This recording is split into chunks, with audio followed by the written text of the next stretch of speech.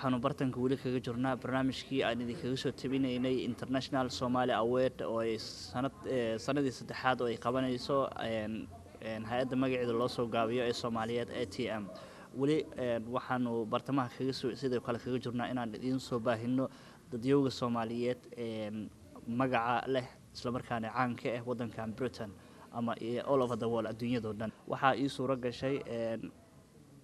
ergeyga gaarka qaramada midowga u qaabilsan arrimaha qaxootiga ambassador Maxamed Cabdi Afey in aan kula kulmo meeshaas isla markaana aan weydiiyay sababta uu u imaaday socdaalkiisa mudane waxaad ku soo dhawaataa telefishinka caalamiga ah Home Cable aad iyo aad u mahadsantihiin waxaan London oo ma ka soo qayb gal xafladan qiimaha badan haddaan nahay UNHCR-na sanadkan waxaan qayb ka nahay hay'adaha sponsor gareeyay masa arrintan dhiirigeliyay hay'adda ATM oo sanadka saddexaad hadda ay marayso xaflad ceenkan oo kale aad iyo aad qaali ah annagana runtii haddaan nahay hay'adda UNHCR aan aad ugu faraxsannahay inaan la shirkowna aan garab istaagna aan dhiirigelina arrintan aad iyo aad u wanaagsan waa mahadsan tahay socdaalkaadii bal haddaan intaas kaga baxno waxaa jiro qaxootiyo badan oo ku xayiran Kenya adigana aad madax ka tahay bal arrintaasi qaxootiyada warbixin naga sii runtii horta hadda London waxaan u imaaday inaan diirada saarna dhibaatada qaxootiyaha Soomaaliyeed caalamka ay la kulmaan qasuusan kuwa dawladaha dariska la ah Soomaaliya sida Kenya, Ethiopia, Djibouti, Uganda ku nool oo ilaa 1 milyan ah iyo kuwa caalamka daafihiisa kale ku kala daadsan oo sida Libya, Yemen iyo haddaba Indonesia oo arkay ayaan dhaweytay gabdho Soomaaliyeed ay ku dhibaataysan yihiin arrintaasi waxay weeyaan in caalamka loo soo bandhiga in qaxootiyaha Soomaaliyeed wali u baahan yihiin daryeel u baahan yihiin difaac wali u baahan yihiin in laga warhayo maadaama wadankii Soomaaliya wali hadda xaaladda ka jirta xaalad shacabkeeda dibadaha ku nool ay ku noqon karto ayna ahayn marka waxaan halkan u yimid inaan caalamka halkan jooga beesha caalamka dawladda Ingiriiska inaan runtii arrimahaasi iyo dhibaatooyinka qaxootiyaha ay la kulmaan walina la kulmayaan inaan ka warbixino isla markaasna aan u raadina caawinaad marka laga soo tago munaasabaddan ay International Award Somali ay qabatay shirkadda ATM waxaa jiro hay'ado kale oo caalam ah oo kugu casuumay inaad London imaato waxaan berito runtii ku leeyahay hadal ku leeyahay aniga Ilhaan Cumar oo ogtahay inay tahay gabar Soomaaliyeed oo Mareykan ah laga soo doortay Mareykanka Chatham House oo isla markaas aan rabnaa ka soo jeedina hadal ku saabsan daryeelka iyo difaaca qaxootiyaha Soomaaliyeed caalamka waxaan kaloo ku leeyahay jaamacadda SOAS idan hadal ku leeyahay oo rabnaa inaan la hadlno ardayda Soomaaliyeed iyo arday kaleba oo runtii danaynaysa arrimaha qaxootiyaha qasuusan kuwa Soomaalida ah oo runtii u baahan difaaci daryeel caalamka meel walba ay joogaan ajandahaada socdaalka aad ku timaaday magaalada London ma ku jira in aad wax u qabatid waxa jiro dad aan sharci la'aan ah wadankan muddo ku sugan kuna dhibaataysan arrimahaas socdaalkaada ma la xiriiraan waxa weeyaan wada hadalka aan sameynayno aan soo joodinayno waxay ku saabsan yihiin qaxootiyaha Soomaaliyeed masalan ha joogaan mas'aalo meeshiisa kale ha joogaan oo ku dhibaataysan in loo fududeeyo shuruucda hadda maaragtay aad ka shanqarisay kuwa badan waxa jooga ku nool Afrika iyaga naftigooda u baahan sida shuruucdooda iyo daryeelkooda qasuusan kuwa ku nool hata South Africa oo hadda aan ognahay inay dhibaato badan ay maalin walba la kulmaan marka guud ahaan waxa weeyaan advocacy ayaan u sameynaynaa qaxootiyaha Soomaaliyeed meeshii joogaanba marka laga soo tago socdaalkaada iyo qaxootiyada halkan ku sugan waxaa jiro Soomaali badan oo 1 milyan iyo barka badan oo in muddo ah ay hay'adda aad adiga u qaabilsan tahay UNHCR ay leedahay waxaan u celinaynaa geyiga Soomaaliya kuwa oo maalin walba dhibaatadeeda kale ay la soo daristo bal arrintaas ayadana warbixin naga sii arrinta horta waxaad ogtahay dawladda Kenya inay oo ah yani hoyiga qaxootiyaha ugu badan Soomaaliyeed Dadaab hadda muddo 1 sano laga joogay inay go'aan gaarto inay qaxootiyaha la xiro dadkana la celiyo wada hadal ayaan ka galnay maxaa yeelay suurtagal ma aha dad fara badan inay hadda wadanka ku laabtaan wadanka dhibaatada ka jirta ma ogolaan karta inay shacab badan ay ku soo laabtaan oo hadda ay hayi iyo degaan ay ku helaan arrintaasi waxaan ka gadalnay wada hadal waana ku guuleysanay cidii hadda rabtay oo Soomaaliya inay Soomaaliya ku noqoto iyadoo xur ah oo aan la qasbaynin ayay laabanaysaa shakhsiyaadka rab inay joogaan oo wali u arkay inay nabadgelyadooda iyo difaacooda ay ku heli karin Soomaaliya mase nolol fiican bay ka heli karin wadamada hooyi u noqday muddada badan oo 27 sano ah ayaan ku qancinay inay wali ay sii joogaan marka wax dhibaato arrintaas kama jirto tan iyo markii muddo sanad iyo xoogaha laga joogo ay hay'adda UNHCR ay ku dhawaaqday in ay qaxootiga Soomaaliyeed dib u celinayso ilaa iyo haatan ma jiro dad dib loo celiyay maxaa hor istaagan horta hay'adda kuma ina dhawaaqan dad in la celinayo hay'adda waxay ku dhawaaqday dadkii iskood u noqonay in la caawiyo labada sano soo dhaafnay ilaa 100,000 oo qof ayaa hadda ku laabtay Soomaaliya waxay ka soo laabteen Kenya waxay ka soo laabteen Yemen waxay ka soo laabteen Djibouti waxay ka soo laabteen caalamka intiisa kala qaray Libya ka soo laabanaya hay'adda marka waxay ku caawinaysaa dadkaasi reintegration support waxa la yiraahdaa markay soo laabtaan in caawinaad la siiyo laakiin dawladaha marka martigeliyay ayay hay'adda u sameynaysaa advocacy oo hadda ani hooshayda ay tahay in qaxootiyaha Soomaaliyeed wali intay ay rabaan inay wadamada ku noolaadaan ay ku soo noolaan karaan qaar ka mid ah qaxootiyada oo la hadlay warbaahinta waxay sheegeen in hay'addan ay ku qasbayso in Soomaaliya dib loogu celiyo iyagana aysan jeclayn inay Soomaaliya aadaan maadaama aan la soconno in muddo ku dhawaad 27 sano Soomaaliya uu dagaal la sokeeyay ay halakeeyeen arrintaasi waxaan rabaa inaan u xaqiijiyo cid la qasbayo meena jirta inay hadalka aniga hadda af Soomaaliya kula hadlaya way luqadda aad bay u fahmayaan waxaan u sheegayaa cid Soomaaliyeed oo diyaar u ahayn inay laabato cid celin karto xog ku celin karta male arrimahaasi barnaamij ayaan ka galnay dawladaha ay ku nool yihiin ayay ku sii noolaanayaan cid marka iyada taqriiban iskeed isqorto oo rabitaankeeda ku laabanayso waa la caawinayaa laakiin shakhsiyaadka rab inay joogaan waxaan u cadaynaynaa in difaacooda iyo daryeelkooda wali aan gacanta ku sii haynayna dawladaha ay hoy u yihiin aan kala hadlayna in la sii hayo ilaa ay diyaar ka noqonayaan waqtiga ay rabo inay noqdaan goorma ayaa laga yaabaa qaxootiyada ugu horeeya in la celiyo wallahi horta barnaamij hadda qaxootiyaha lagu celinayo ma jiraan oo si qasab loogu celinayo waa hadda barnaamij ayaa socda qaxootiyaha iyaga iskood u noqonayaan kuwa iskood u noqonaya waa la caawinaya hadda 2 sano ay sii socotaa waa hadda hadda barnaamij cusubna ma aha kuwa ka soo laabanaya Yemen oo dagaalada Yemen dagaal sokeeyo ka dhacay qaxootiyaha Soomaaliyeed horaan u kacay inay nabadgelyo u raadsadaan hadda ka soo baxay ayaa jira kuwa Libya ka soo noqonay ayaa jira marka cidii u aragta inay ku noolaan karin dibadda Soomaaliya iskeedna isku qorto isku diiwaan gelis inay noqoto waa la caawinaya laakiin cid hadda qasab loo celinaa ma jiro waayahay dad waxaa jiro 27 sano xeryaha Kenya ku jiray dhadhaab iyo xeryooyin kale ku jiray markii haddii ay dib ay ku noqdaan ma laga yaabaa in dhibaato badan ay kala kulmaan qofka markuu noqonayo qof asaga og dareenka Soomaaliya ka jirta isdiiwaan geliya asaga inuu raalli ka yahay og xaaladda Soomaaliya ee maanta ku jirta markay laabtaan waa dad horta marka horeba darsay dhibaatada ka horeysa masana fursadda ay leeyihiin annagu ka hay'ad ahaan barnaamij waxaa jira aan ku caawinayna cidda markaa laabanayso oo iskood isku diiwaan gelisay oo noqonayso waa barnaamij lagu caawinaya ayaa jirta si ay marka waddanka dib nolol dib ugu abuurtaan laakiin cid la qasbaya ma jirto waayahay waxaan la soconnaa waddanka Soomaaliya muddooyinka ugu dambeeyay in dagaal la sokeeyo jiro dawladdii ay tawar badan ay ku saacida lahayn dadkii aad dib u celisaan familada maxaa ugu tala gasheen qarashaad ay ku noolaadaan oo siisaan horta waxaa jirta qorshe oo dadka noqonaya waxaana rabaa inaan ku celiyaa midaan waa iyaga inay si shakhsi voluntary ah isku diiwaan geliyaan noqoshadaas marka barnaamij waxaa jira ilaa 6 bilood ah oo og yihiin oo qarash yar oo lagu caawinaya noloshooda intay gudaha joogaan Soomaaliya iyo intay wali ayna bixinba marka taas laakiin macnaheeda ma aha in intaas ay ku filan tahay waxay ka mid yihiin mujtamaca Soomaaliyeed oo waddanka ku nool oo intaas oo milyan ah oo nolosha caadiga ah maalin walba la tacaalaya ayay dadka noqonaya ay ka mid yihiin dagaamadooda ay ku noqonayaan reerarkooda iyo familieskooda ayay ku laabanayaan marka dad ka duwan ma aha dadkii ma aragtay dawladaha Soomaaliya ku nool lama aha in si dooni ah loo arka laakiin maadaama ay muddo badan maqnaayeen waxaa loo samaynayaa barnaamij ay ilaa dhowr bilood ay noloshooda ku maareen karaan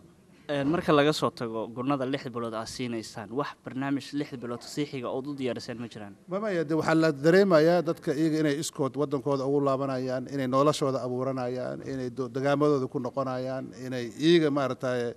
ay noqonayaan dad reintegration ku sameeyay community ay ka soo tageen marka haddii waddanka gudihiisa qaxooti kuma noqon kartid markaad waddanka dibadiisa aad joogto aad iyo aad ayaa u mahadsan tahay sidaa waqtigaada qaaliga inoo siisay waxaad jeclaan lahayd ummadda Soomaaliyeed ay ku daawanaysa inaad kula horta ummadda Soomaaliyeed waa saamil ah guud ahaan kuwa qurbo joogta ah waxaan oran lahaa waddanka wuu idin baahan yahay Soomaaliya ay soo kabsanaysaa waa wadan dhibaato badan soo maray inta dibadda soo aaday hadda dhalinyaro fara badan barnaamijkan oo kale hadda sameeyey waxaan oran lahaa runtii wadanka loo gurmado shacabka ku noqonaya iyo kuwa gudaha ku barakacay oo ku dhibaataysanna haddii la caawin kara la caawiyo dowladda Soomaaliyeedna hala garab istaagay si ay dowladnimada Soomaaliya ku soo noqoto aad iyo aad ayay u mahadsan tahay kaasina wuxuu ahaa ambassador Maxamed Cabdi Afey oo igu waramayay howlka uu ka socdo shirarka international award Soomaali oo ay soo qaban qaabisay hay'adda maxalliga ah ee la dagaalanto qabyaaladda magaceeda loo soo gaabiyo ATM waxaan idinka jirnaa barnaamijkii aan idinku soo tabinaynay international Somali award si toos ah uga socda howlka shirarka Church House ee bartamaha Westminster ee magaalada London daawadayaal wali waxaanu bartamaha kaga jirnaa barnaamijkii aan idin soo gudbinaynay oo aan si toos ah idinkaga soo tabinaynay howlka lagu qabanayo international Somali award waxa howlkan ku sugan dad badan oo Soomaaliyeed oo ku dayasho mudan wali waxaan bartamaha kaga jirnaa barnaamijkii gaarka ahaa ee aan ku eegaynay hadda waxaan dhinacayga fadhiyo Jawaahir oo ah gabar yar oo ah referee marka bal si taariikhdeeda kooban ayaa weydiinaynaa iyo goorta ay gashay iyo waxaan kala rabnaa in barnaamijkan ku eegno in ummadda Soomaaliyeed ay ku dayato Jawaahir ku soo dhawaad Honkero TV mahadsanid magacayga Jawaahir Roobla la dhahaa ani waxa ahay gabadha oo gabar London ku nool oo referee iyo football very fiican ugu gudaha jirto ani waxa jeclahay ina insha Allah marka weynaado ina referee serious ina I want to take it serious waa mahadsan tahay goorma ayaad ku soo biirtay refereega refereeing waxa ku soo biiray 2012 and waxa igu dhaliyay maalmaha kamid ah meesha ka shaqeyn jiray waxay dhaheen ma jiro qof referee dadka refereeyaasha oo ugu yar yihiin mana caawin kartaa aan waxay siiyeen faranbiyaal badan ay siiyeen buugaag badan ay siiyeen waxay dhaheen or please na caawi ana soo caawin jiray hal sano laba sano markay noqotay waxay dhaheen waxa ka dhiibeena course refereeing ka dhiibeena so hadda referee waxa noqonay qualified referee noqonay waa sameeyay and then waayahay shaqadaada aad qabanaysid oo refereega ama dhanka Soomaaliga lagu yiraahdo arbitre ma ku faraxsan tahay inaad wala sii wado waa ku faraxsanahay inaan sii wado waayo waxaan jeclahay waaye and aan waxa ku dhiirigelin lahaa dadka gabdhaha wiilasha dadka yar youth waxa ku dhiirigelin lahaa inay waxay jecel yihiin sameeyaan because hada waxa jecesha sameynaysid waa wadi kartaa waa u adkaysan kartaa wixii rabo roob daal wax kasta oo adkaysan kartaa wiliga problem complain ma sameynaysid waayahay waxaa jiro dhalinyaro yar oo sida adiga oo kale asaaga ah qaarkood nolosha ay ka dhaceen qaarkood aanan awoodin inay shaqeystaan qaarkood aanan rabin inay waxbarashada aadaan annagoo la soconno waxbarashada London inay free tahay marka dadkaasi maxaad kula talin lahayd waa ka xumahay dad Soomaaliyaal inay ku jiraan jid xun iska dhaha ahaato dilaad hadda dad wiilal badan ah dhinteen oo waa ka xumahay iyo hooyooyinka iyo gabdhayaasha oo shaqooyinka yar yar sameynayaan waxa dhihi lahaa qof kasta ha is dhiso waxbarashadiina iska dhisa ogaada inay never waxna too late ahayn ku laabto iskuulyasha and insha Allah one day meesha jecesha aadi doontaa waa mahadsan tahay daawadayaal gabagabadii barnaamijkan gaabnay ummadda Soomaaliyeed ay ku daawanayso maxaad jeclaan lahayd inaad fariin u gudbisid haday noqon lahayd kuwa wadamada Yurub joogo ee fursadda waxbarashada helay iyo kuwii gudaha Soomaaliya joogo so kuwa Soomaaliya joogo waa wadankooda joogan dib saas ma haasto wax iska barta wadanka caawiya kuwa meelahan joogan Yurub iyo joogo waxaan dhihi lahaa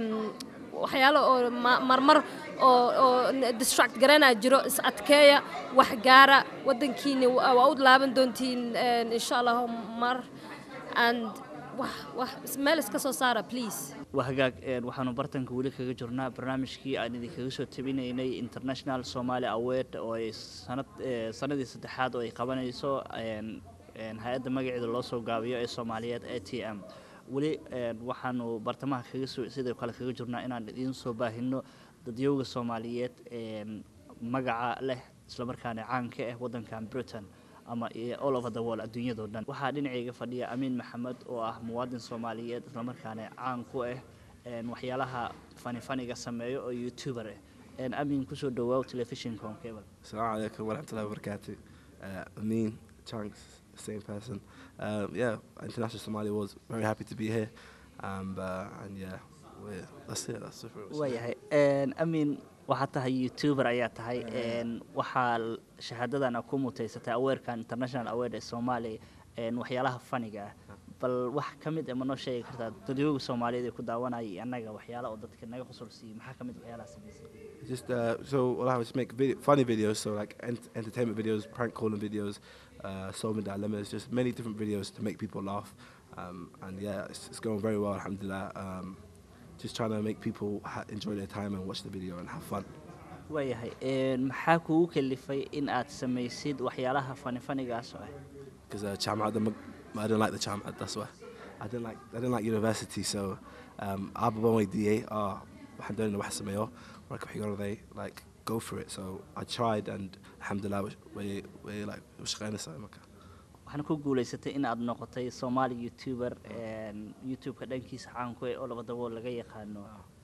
gaar ahaan wadankan Britain YouTube-yada ugu horeeya aad ka mid noqotay. So like alhamdulillah 2015, so it was 3 years in my car. So adigoo 3 sano sameynaysid sidee ku noqotay in aad YouTuber popular noqotid dhanka funny video-ga sidee ku dhacday? Because like saaxiibkay baan video bal samay jiray marka qof walba baa down jiray like videos ka, so alhamdulillah like a lot of people start to watch the videos, and that's how it worked out. Waayahay waxaad noo sheegtay in aad jaamacaddii kugu cuslaatay oo dhinaca kale ah aaday in aad wax samayso YouTuber aan noqoto oo dhinaca aan ku noqoto. Marka dhalinyaro badan oo Soomaaliyeed adduunyada iyo gaar ahaan jooga magaalada London iyo UK maxaa kula talin lahayd haddii ay waxbarashada ku adkaato maxaa kula talin lahayd? I would say university is not for everybody. Like I know our parents want us to go uni, but if you've got other things you want to do, try and go for it. It's not all the time high school, sixth form or college and then uni. It's not like that. You can do other things. So take a risk, you know what I mean? Obviously make sure you make your parents happy. That's the most important thing. But make sure you're happy as well. That's very important, because I don't like maths. I like YouTube. So I went and did that, and my parents are very proud of me. So just take a risk and it'll work out, inshallah. If it doesn't, you're not old enough, just go back to uni. It's cool. Waayahay gabagabadii International Somali Award ayaa lagu guddoonsiinayaa caawo nominate-ka ayaad ka mid tahay. Farxad intee leeg ayaad dareemaysaa? Very happy wallahi, because obviously I'm Somali, so to be recognized from all my hard work is very nice. So very happy. I'm very farxad. Yeah. Adigoo ku hadlaysid luqadda Soomaaliga Soomaaliya maxaa u rajaynaysaa? Sorry. adigoo afkaadi hooyo ku hadlaysa Soomaaliya maxaa u rajeynaysaa in 100% inshallah, hopefully everything's good there, because I want to get, I'm going to go there in the summer. Somali's not great, but I'm going to learn it inshallah. Dhaqan Ellis Somaliland hanalato Somaliland hanalato. waa maasan tahay Maxamuud. Waa hagaag guli waxaanu bartamaha kaga jirnaa barnaamijkii aan idinku soo bandhigaynay dadyowga sanadan abaalmarinta caalamiga International Somali Award ee 2018 la guddoonsiiyay waxaa kamid ah Maxamuud Ismaaciil oo Xuseen oo ku magac dheer Xudayfi Xudaydi oo ah fanaan hore bal ku soo dhawow. aad iyo aad baan ugu faraxsanahay. waayahay waa mahadsan tahay annagoo waqtiga cariiri oo nagu yahay shahaadadan maanta lagu guddoonsiiyay farxad intee leeg ayay ku tahay? shahaadada waxa ka weyn inta halkan isugu timi. shahaadadu waa bir, laakiin dadka ay siiyey niyadda ay igu siiyeen baa mid aniga ii noqotay benjin aan qaadanayo oo kale. wax culus oo bay igu tahay aniga. haye waayahay heesihii aad qaaday maxaa ka mid ahay beri samaadkii? hawdow magacaaga iyo haybsa calankaaga taasaa ka mid ah. taas bal wax nooga sheeg. waxaan haddana sameeyey oo sanadkaa aan sameeyey tan hawdow magacaaga iyo haybsa calankaaga waxa qaaday fanaanada taariikhiga ah faadimo cabdulaahi kaahin maandeeq. wateer heesta la yidhaahdo wajeerna waxaanu sameeyey hees ay qaaday marxuumaddii iminka dhimatay shamaysa boqor oo guduudin ku magac dheer isla markaa hees ku saabsan dugsiga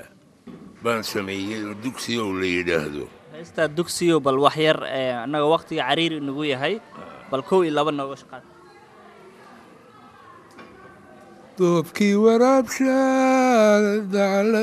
doobkii waraabshaa doobiga u qaado deeqay hashaydii doobkii waraabshaa doobiga u qaado deeqay hashaydii dilduurinaye dugsiyo adigay daryeele dugsiyo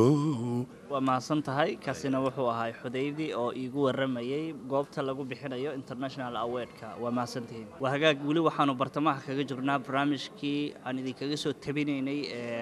International Somali Award ee 2018 lagu qabtay magaalada London waxaa ila joogo Cilmi Rashiid iyo Cusub Rashiid oo labadoodu caanka ah dhanka YouTuber-ka kana soo qayb galay munaasabadan xubinna ka noqday dadkii lagu casuumay ee famouska ka dhanka YouTube-ka ku soo dhawaada Home Cable TV aad iyo aad baad mahadsan tahay haye waad mahadsantahay ma aad baad mahadsantahay waxa noo sharafa inaan ka soo qayb galnay runtii munaasabadan aad qiimaha iyo qaayaha u leh anagoo runtii aad ugu faraxsan in laga soo qayb galiyo waa maalin aad iyo aad u qurux badan waqti dheer Soomaalidu ma ilahayn waayahay cilmi aan kugu bilaabo cilmi waxaad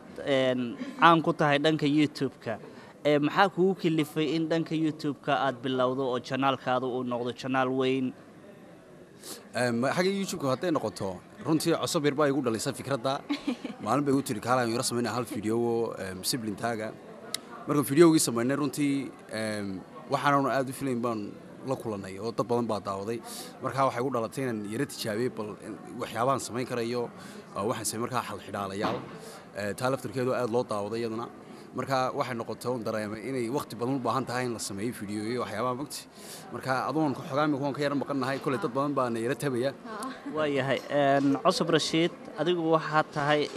maskaxdii cilmi ku dhaliyay inuu YouTube-ka sameeyo maxaa adiga kugu kalifay wallahi runtii waxaan isiri af Soomaali horta runtii iyadoo jirta dhalinyaro fara badan oo imika aad u xiiseysan dhanka media iyo YouTube-keena aad u isticmaalaan haddana waxa maqnaa af Soomaaligii ku hadalkiisii ayaa runtii aad aanu u tabnay marka waxaan isli maadaama anagu garanayna af Soomaaligii bal labadeenu aan fadhiisano oo bal aan af Soomaaliga la wadaagno dadweynaha bal waxaanu garanayna la wadaagno bal amarkii Ilaahay dad badan baa jeclaaday dhalinyaro fara badan baan runtii ku dhalinay in iyaguna afkooda ku faanaan waayahay adinkoo labo walaalo ah isla markaana waxaad media ka soo dhex muuqatay dhanka YouTube-ka hal xiraalayaal badan qosolo badan keenayo dadkii aad ayay uga heleen dhalinyaro badan oo waxa jirto asaagiina luqadda Soomaali aan ku hadlin bal dadkaas maxaad kula talin lahayd marka hore aan cilmi siiyo waxaanu kula talin lahayn afkeen waa afkii hooyo dhaqankeena iyo afkeen waa muhiim waa very very vital inaan barano saawi cilmiga aniguna waa muhiim munaasabadooyinkan oo kale ee imika soo baxay in saasoo kale loo sii badiyo oo la sii muujiyo oo runtii la haysto lagu dhago dhaqankeena iyo afkeena ayaa muhiima wallahi ka soo qayb gasheen International Somali Award 2018 ee magaalada London lagu qabanayo dareen noocee ayuu ingelinaya aan siiyo cusub marka hore والله فرحت بدن runtii aad baan ugu faraxsanahay waxaanay noo tahay sharaf inaanu ka soo qayb galnay oo jiraan runtii aad u jiraan munaasabadooyin sidan oo kale ah waxaananu leenahay aad baad u maasantiin inaad nooga soo qayb galiseen saana ha loo wado ha loo xuso dhaqankeena iyo afkeena waayahay cilmi adigana dareen halkee leeg ayay ku gelinaysaa in aad ka soo qayb gashid International Somali Award dareenka haya kelmado kuma soo koobi karayo wallahi runtii waa noo farxad qof walba waxaan siinaysaa motivation iyo guubaabin inay sameeyaan waxay niyad ku hayaan jeceliin waayo ma garanaysaa hadii la reward gareeyo ma garanaysaa ilmahanba qofka dhalinyarta wax sameeyay waxay siinaysaa motivation iyo iyo dhiirigelin iyo badan. dhiirigelin badan waayahay dhalinyaro badan oo asaagiin oo ku sugan magaalada London ayaa idin daawanayso iyo daafaha caalamka bal maxaad dhalinyaradaasi kula talin lahaydeen marka hore aan siiyo cusub waxaanu kula talin lahayn sidaa aad noo daawanaysaaned runtii noo sibooraysaaneed amaba noo taageeraysaan wada idinkuna insha allah wax badan baad samayn kartaan af soomaaligana annaga runtii hooye aabbaa nagu soo barbaariyey waalid badanna way ku soo barbaariyaan carruurtooda gurigay ka bilaabantaa ha ka xishoonina ku faana ku hadla insha allah markaa hana iloobina intii aan oran lahaa waa cusub baa tiri anna intaa ilag baan leeyahay insha allah waa saasaan noo ballana waayahay su-aasha ugu dambayso dhalinyarada adinkoo kale asaagiina ee wadamada reer galbeedka ku koro waxaa loo yaqaanaa say wallaahi saddex hadal markay sheegaan ingiriiska ayaa ka soo baxbaxayo ama qaarkood ma garanayaan luuqadii Soomaaliyeed laakiin adinka waxaa idinka muuqdo luuqadii oo Soomaaliyeed ee pure ina ku hadlaysaan yaa idinku dhiirigelin ina ku hadasho marka hore aan cilmi siiyo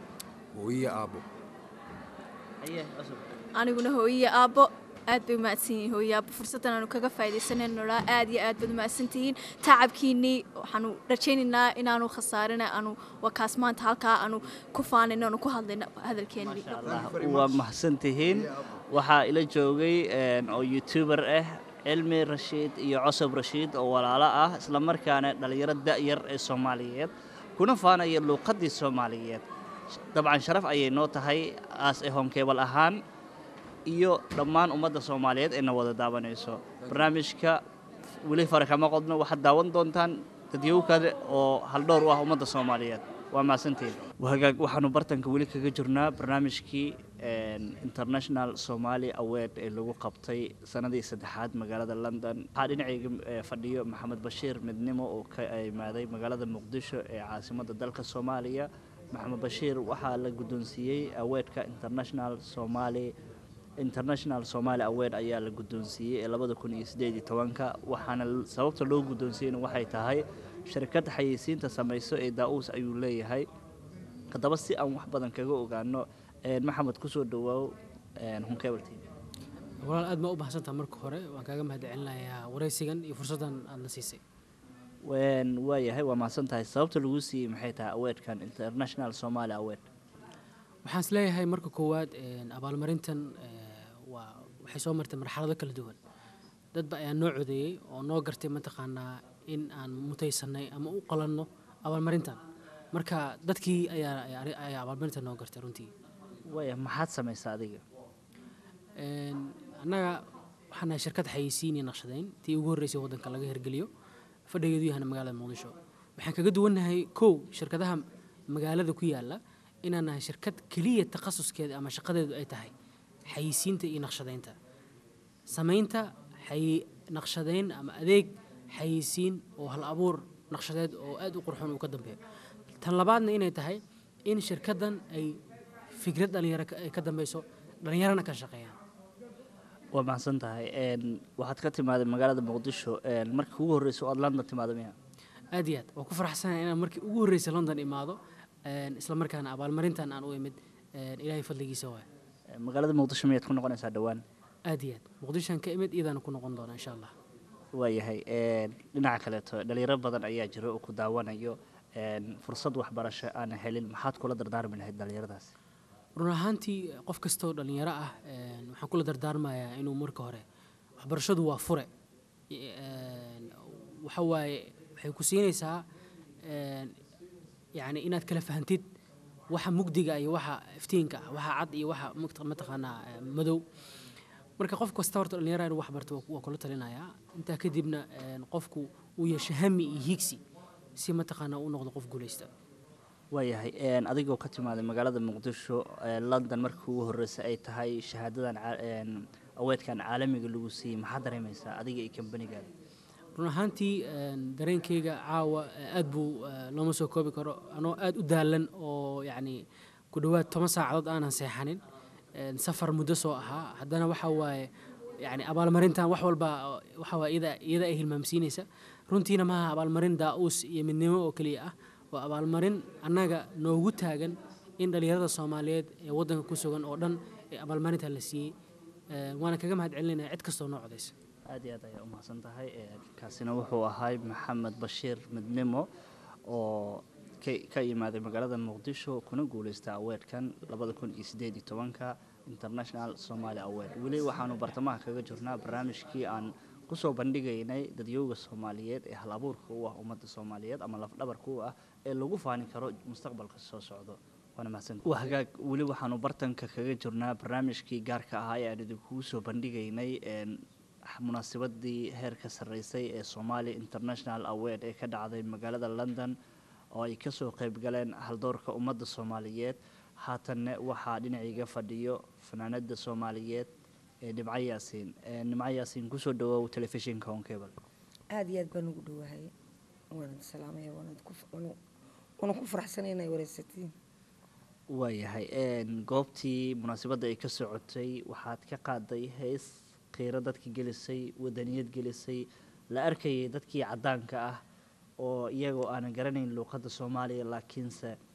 shucuurtooda muujinayay markii dadyowga kale ee Soomaalida ay qiiroodeen bal heestaasi wax yar ma nooga sheegi kartaa maadaama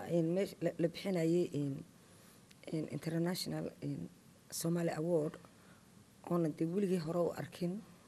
iyo meeshaan joognay iyo halkaa Westminster meelaha lagu qaalisanay dee wax xaflada lagu dhigo casuumadu u dhacayaan si wax walba u dhacayaan si awardskan ilaa Soomaaliya ilaa Somaliland meel kasta caruurta joogta kuwa Yurubta joogo dhama waxa horumarka ay sameeyeen naloo soo bandhigayaan daawanay film ahaan haddana award ku qaadinayay baan isiri bal waxa halkaa munaasabada inkastoo dadkii soo casuumay ay soo doorteen heladan qaada hees leedahay helo bal wax yar miraheeda yaa iskale miraheeda waxa iskale nin leedo qaaqaa oo xamar jooga abuwana oo unkodaha laxankan Xasan Gareed baa leh ana qaadiyay waayahay bal inaga iyo daawadayaasha waxyaalo nooga sheeg bal haddan dhulku gedi lahayni cadceedaana huurin lahayd haddan dugsi lagu hirteen dhaxantaana heli lahayd heladaydii ka hadhima helo hadduu jiro wiil haliyey raggeena laga